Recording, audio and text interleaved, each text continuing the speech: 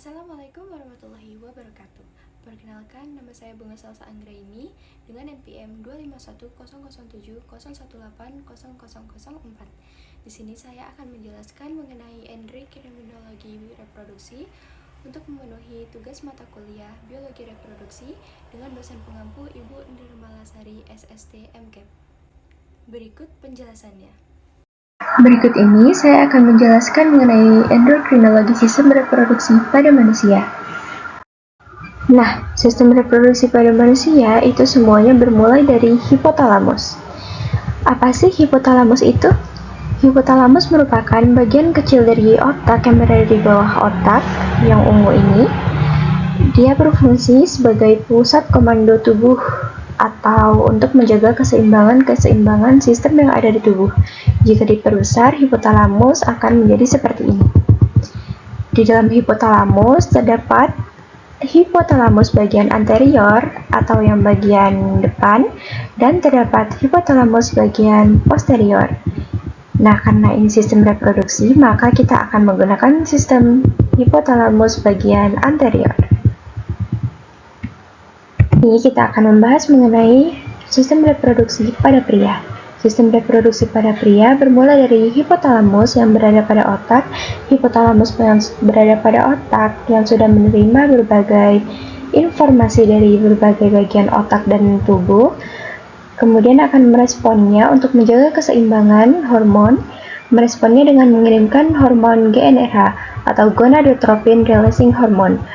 Hormon GnRH akan merangsang hipofisis bagian anterior agar hipofisis bagian anterior menghasilkan hormon FSH dan LH. Nah, masing-masing hormon ini bekerja pada pembuluh darah, di mana kedua hormon tersebut bekerja pada testis. Hormon LH atau luteinizing hormone akan bekerja pada testis, tepatnya pada sel Leydig yang akan menghasilkan hormon testosteron. Hormon testosteron akan membantu pembentukan sperma atau spermatogenesis. Spermatogenesis terjadi selama 72 hari. Sedangkan follicle stimulating hormone atau FSH itu bekerja pada sel Sertoli yang terletak pada testis. Sel Sertoli akan menghasilkan ABP atau androgen binding protein yang akan menghasilkan atau membentuk sebuah sperma atau disebut dengan proses spermatogenesis. Ketika hormon testosteron dirasa sudah cukup, tubuh akan mengirimkan sinyal kepada sel Sertoli untuk menghasilkan inhibin. Nah, inhibin tersebut akan memberitahu kepada hipotalamus agar memberhentikan produksi GnRH agar hipofisis bagian anterior memberhentikan produksi hormon LH dan FSH. Seperti yang kita ketahui, sel Leydig itu tempat bekerjanya luteinizing hormone atau LH yang terletak pada testis, di mana sel Leydig tersebut dihimpit oleh dua sel Sertoli, yang ini dengan yang ini. Dan yang ini adalah sel Leydig. Pada sistem reproduksi pada pria, di sini terdapat hipotalamus, bagian kecil dari otak sebagai pengontrol tubuh, pengendali tubuh, dan penyeimbang sistem-sistem di dalam tubuh, di mana hipotalamus akan mengirimkan hormon GnRH agar merangsang hipofisis bagian anterior untuk menghasilkan hormon FSH dan LH. Hormon FSH dan LH sendiri itu bekerja pada pembuluh darah. Nah, hormon FSH di sini akan bekerja pada testis. LH pun juga akan bekerja pada testis. FSH bekerja pada testis, tepatnya pada sel Sertoli, karena sel Sertoli tersebut akan menghasilkan ABP atau androgen binding protein, yaitu sebuah protein pengikat androgen yang akan membawa androgen seperti testosteron dari testis ke epididymis atau tempat penyimpanan pematangan sebuah sperma yang sudah matang, untuk menjaga konsentrasi androgen yang tinggi di dalam tubuh seminiferus dan mendukung pematangan sperma atau proses spermatogenesis. Kemudian, sel LH atau luteinizing hormone akan bekerja pada sel Leydig yang berada pada testis, di mana sel Leydig tersebut akan menghasilkan hormon testosteron yang akan membantu pematangan sperma atau proses spermatogenesis. Proses spermatogenesis sendiri itu terjadi selama 72 hari. Jika dirasa hormon testosteron yang dihasilkan sudah cukup, maka tubuh akan mengirimkan sinyal kepada sel Sertoli agar menghasilkan hormon inhibin, di mana nanti akan terjadinya feedback negatif, di mana hormon inhibin akan memberitahukan kepada hipofisis bagian anterior agar memberhentikan produksi hormon FSH dan LH, agar hipotalamus berhenti memproduksi hormon GnRH juga. Namun, jika dirasa hormon testosteron yang dihasilkan itu kurang, maka akan terjadi feedback positif, kebalikan dari feedback negatif. Nah, di sini kita akan membahas mengenai sistem reproduksi pada wanita. Di sini terdapat organ internal sistem reproduksi pada wanita. Di sini terdapat dua ovarium, kiri dan kanan. Ini tuba falopi, kiri dan kanan. Kemudian ini fimbre, ini juga fimbre. Kemudian di sini ada corpus luteum atau cangkang telur. Kemudian di sini ada uterus atau rahim. Kemudian di sini ada cervix dan kemudian di sini ada vagina. Dan yang terakhir, di sini ada sel folikel atau ovum. Sama dengan sistem reproduksi pada pria, sistem reproduksi pada wanita juga bermulai dari hipotalamus atau bagian kecil dari otak sebagai pengendali sistem-sistem yang ada di dalam tubuh kita untuk menjaga keseimbangan sistem-sistem yang ada di dalam tubuh kita. Hipotalamus yang ini ya guys, hipotalamus yang ungu ini. Kemudian untuk sistem reproduksi kita menggunakan hipofisis bagian anterior yang terdapat pada hipotalamus. Hipotalamus yang telah menerima sinyal dari tubuh dan otak kemudian akan mengirimkan hormon GnRH atau gonadotropin releasing hormone agar merangsang hipofisis bagian anterior untuk menghasilkan hormon FSH dan LH. Hormon FSH dan LH sendiri akan bekerja pada pembuluh darah, di mana nanti pembuluh darah akan membawanya ke ovarium. Follicle stimulating hormone sendirilah yang nantinya akan mematangkan ovum atau sel telur yang ada di sini, yang ada di ovarium. Nah, di antara ribuan bahkan jutaan sel ovum yang ada di dalam ovarium, nanti setiap bulannya hanya akan ada 5-7 ovum yang akan dimatangkan oleh sel folikel. Di antara 5-7 ovum tersebut, hanya akan ada satu ovum yang akan matang dengan sempurna atau benar-benar matang. Kemudian, luteinizing hormone akan bekerja pada ovarium dan akan menghasilkan hormon androgen yang akan menghasilkan hormon estrogen, di mana hormon LH ini berperan penting saat masa ovulasi atau masa subur. Berikut kita akan membahas mengenai masa subur pada slide berikutnya. Gambar ini menunjukkan fase-fase yang ada dalam menstruasi atau siklus-siklus yang ada pada menstruasi, dimulai dari meluruhnya dinding rahim saat masa menstruasi, kemudian menebalnya kembali dinding rahim sampai ke masa ovulasi yang biasanya terjadi pada hari ke-14, kemudian sampai menebalnya dinding rahim kembali dan kembali ke masa menstruasi jika sel telur tidak dibuahi oleh sel sperma.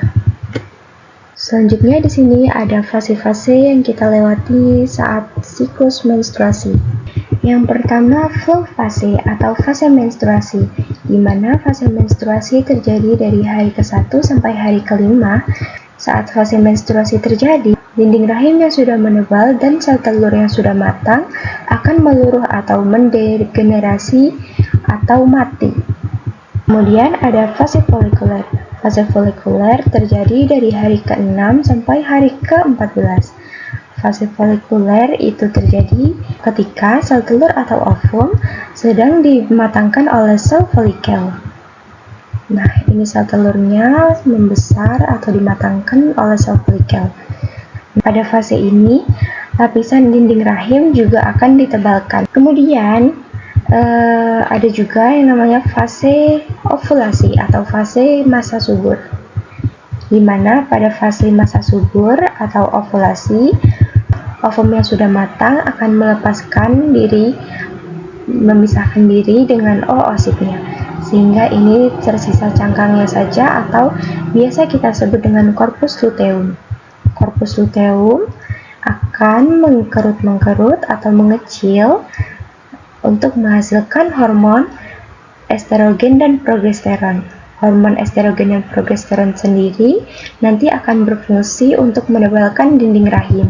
Fase luteal sendiri terjadi dari hari ke-15 sampai hari ke-28, sampai nanti akan kembali lagi ke fase menstruasi. Nah, pada gambar kali ini merupakan gambar dari siklus reproduksi pada wanita, yang bermula dari hipotalamus, yaitu bagian kecil dari otak yang berfungsi untuk sebagai pengendali tubuh, yang akan menghasilkan hormon gonadotropin releasing hormone, di mana hormon GnRH ini nantinya akan merangsang hipofisis bagian anterior untuk menghasilkan follicle stimulating hormone dan luteinizing hormone, di mana kedua hormon tersebut akan bekerja pada pembuluh darah. Hormon FSH dan LH dibawa dari otak menuju ke uterus atau rahim melalui pembuluh darah.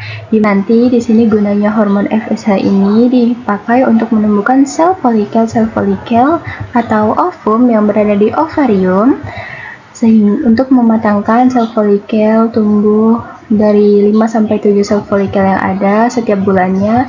Nanti hanya akan ada 1 sel folikel yang matang dengan sempurna. Yang sudah matang tadi akan mendatangkan hormon estrogen yang akan bekerja pada pembuluh darah, yang berguna untuk mempertebal dinding rahim sebagai persiapan jika terjadinya kehamilan. Nah, jika sudah ada 1 sel folikel yang matang dengan sempurna, selanjutnya kita akan memasuki masa ovulasi. Apa sih masa ovulasi itu? Jadi, ovulasi itu akan terjadi ketika terjadinya lonjakan LH atau luteinizing hormone, mana hal tersebut terjadi ketika follicle stimulating hormone atau FSH sudah cukup pada 1 sel telur, dan dia akan memberhentikan suplainya ke ovum, sehingga terjadinya feedback negatif dengan munculnya luteinizing hormone atau LH. Nah, ketika masa ovulasi terjadi, sel folikel yang sudah matang tadi akan mengeluarkan oosit dan mengirimnya ke uterus melalui tuba Fallopi yang akan dibantu oleh fimbre. Namun, ketika oosit berjalan menuju ke uterus, oosit tidak akan langsung sampai ke uterus, melainkan akan menunggu untuk dibuahi pada tuba Fallopi selama 2x24 jam. Nah, sel folikel tadi yang sudah memecahkan diri dengan mengeluarkan oosit, maka akan tersisa cangkangnya. Cangkang sel telur tadi biasa kita sebut dengan corpus luteum. Corpus luteum ini biasanya berwarna kekuningan. Corpus luteum tersebut lama-lama akan mengecil untuk menghasilkan hormon progesteron dan estrogen. Hormon progesteron dan estrogen ini akan bekerja pada pembuluh darah, yang akan bekerja pada dinding rahim atau endometrium, di mana nanti dia akan mempertebal dinding rahim juga untuk mempersiapkan bila terjadinya kehamilan. Nah, di sini juga merupakan gambaran dari sistem reproduksi pada wanita, ya, di mana hal tersebut dimulai dari hipotalamus atau bagian kecil dari otak, yang dimana dia berfungsi sebagai pengatur tubuh, sebagai pengatur atau penyeimbang sistem yang ada di dalam tubuh, di mana nantinya hipotalamus akan mengirimkan gonadotropin releasing hormone atau GnRH agar merangsang hipofisis bagian anterior untuk menghasilkan luteinizing hormone dan follicle stimulating hormone, di mana nantinya FSH dan LH ini akan bekerja melewati pembuluh darah menuju ke ovarium. FSH nantinya akan menumbuhkan sel folikel atau sel telur yang ada di ovum, di mana setiap bulannya di antara ribuan bahkan jutaan sel telur yang ada, hanya akan ada 5-7 sel telur yang akan dibuahi oleh FSH. Di antara 5-7 sel telur tersebut, hanya akan ada 1 sel telur saja yang akan matang dengan sempurna atau tumbuh dengan sempurna. Nah, ketika sudah ada satu sel telur yang tumbuh dengan sempurna, maka nantinya kita akan memasuki masa ovulasi. Sel telur yang sudah matang, sel telur atau sel folikel tadi akan menghasilkan hormon estrogen, di mana hormon estrogen tersebut berfungsi untuk menebalkan dinding rahim untuk mempersiapkan bila terjadinya kehamilan. Ovulasi itu terjadi ketika terjadinya lonjakan LH, yaitu ketika FSH sudah cukup pada satu sel telur dan dia akan memberhentikan suplainya ke ovum dan terjadilah feedback negatif di mana munculnya hormon LH. Nah, pada masa ovulasi ini nantinya sel telur atau sel folikel akan mengeluarkan oosit untuk dikirim ke uterus melewati tuba Fallopi yang dibantu oleh fimbre. Nah, ini gambaran ketika sel folikel atau sel telur yang sudah matang mengeluarkan oosit menuju ke uterus melewati tuba Fallopi yang dibantu oleh fimbre. Di sini terdapat korpus luteum atau cangkang sel telur, sisa dari oosit tadi, di mana korpus luteum ini berfungsi untuk menghasilkan hormon progesteron dan estrogen. Hormon yang paling dominan yang dihasilkan oleh korpus luteum ini merupakan hormon progesteron. Kedua hormon ini berfungsi untuk menebalkan dinding rahim atau uterus untuk mempersiapkan bila terjadinya kehamilan. Luteum biasanya berwarna kekuningan. Nah, oosit tadi sebelum sampai ke uterus, dia akan melewati tuba Fallopi yang dibantu oleh fimbre. Sebelum sampai ke uterus, dia akan berhenti dulu pada tuba Fallopi untuk menunggu bila terjadinya pembuahan oleh sel sperma selama 2 kali 24 jam. Namun jika tidak terjadi pembuahan oleh sel sperma, maka sel telur atau oosit tadi akan mendegenerasi atau luruh atau mati dan diikuti dengan dinding rahim yang akan berdegenerasi pula atau meluruh atau mati, yang kemudian oosit dan dinding rahim yang sudah meluruh tadi akan keluar melalui serviks dan vagina, di mana luruhan dari dinding rahim dan oosit tadi lah yang akan menjadi darah menstruasi. Namun jika terjadinya pembuahan pada tuba Fallopi oleh sel sperma tadi, maka oosit yang sudah dibuahi tadi akan mengimplementasikan diri atau menanamkan diri pada dinding rahim.